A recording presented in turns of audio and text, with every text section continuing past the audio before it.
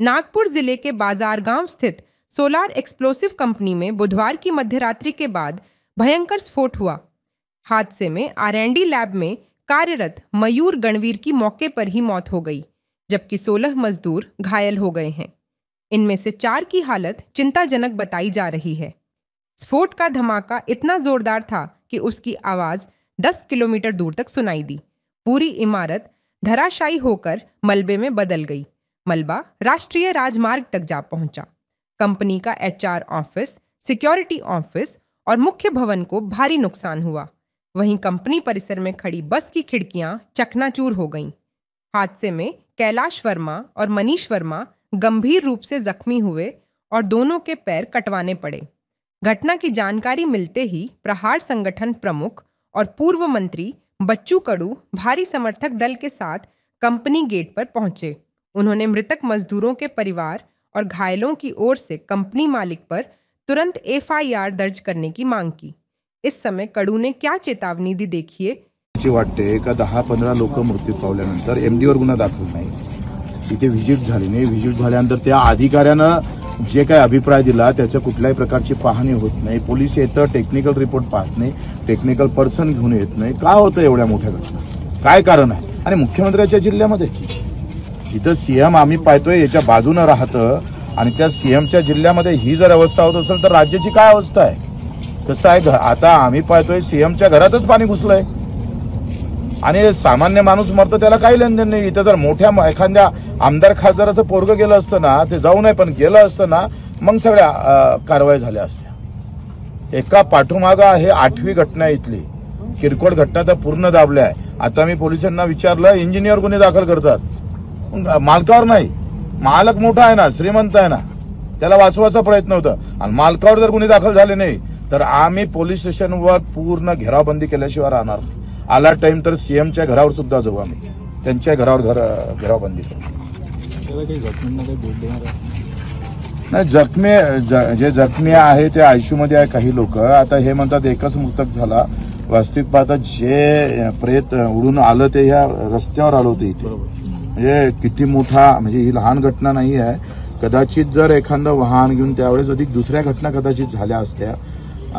कसं आहे, दर 3 महिने 4 महिन्यानं तपासण्या झाल्या पाहिजे आणि त्या तपासणी अधिकारी काय तर काजू बदाम खाऊन चालले जातात। मूळ काय त्याच्यातल्या अडचणी आहे हे जर समजलं असतं, थोडंशा जर व्यवस्थित तपासणी झाली असती तर ही घटना टळली असती। प्रश्न घटने झाल्यानंतर कारवाईचा नाही, घटना होऊ नये याच्यासाठी मग कामगार विभाग आहे, प्रदूषण विभाग असेल, जे काही विभाग आहे याच्या संबंधित त्यांनी काय केलं? आणि मागच्या 3 घटनेवर यांनी इंजिनियर गुन्हा दाखल केला, MD वर का केला नाही? इतर ठिकाणी तुम्ही सगळ्यांवर गुन्हे दाखल करता आणि इथं इंजिनियरलाच का पकडलं? का बरं? राजकीय त्याला मजबूती आहे म्हणून? तो भाजपच्या संबंधित आहे म्हणून? म्हणजे कायदा गरिबासाठीच आहे। इंजिनियर बरा पकडाले गरीब आणि MD बरा मस्त। हे असे कायदे हे रोज संविधानाला तोडतात, चिकनाचूर करतात ना, काही पडलं नाही। असंच तो वर्धेचा पण एक प्लॅन्ट आहे, तिथे पण असेच आहे। दर म्हणजे ते तर सरळ सरळ भाजपच्या नेत्याचंच नाव सांगते, भाजप के नेताओं की फॅक्टरी, इसमें कुछ नहीं होता, आणि दबावतोय। प्रचंड गुन्हे दाखल। आता इथे लाठीचार्ज झाला रात्री, म्हणजे सामान्य माणसावर लाठीचार्ज, तिथं मस्त त्यांना संरक्षण देतं पोलीस। आणि हे गृहमंत्र्याच्या CM आणि गृहमंत्र्याच्या होम जिल्ह्यामध्ये असं होत असेल तर मग अपेक्षा काय करायची? काय अपेक्षा करायची? आम्ही विरोधात आहे म्हणून नाही बोलत आहे, पण ही तर वास्तविकता आहे ना।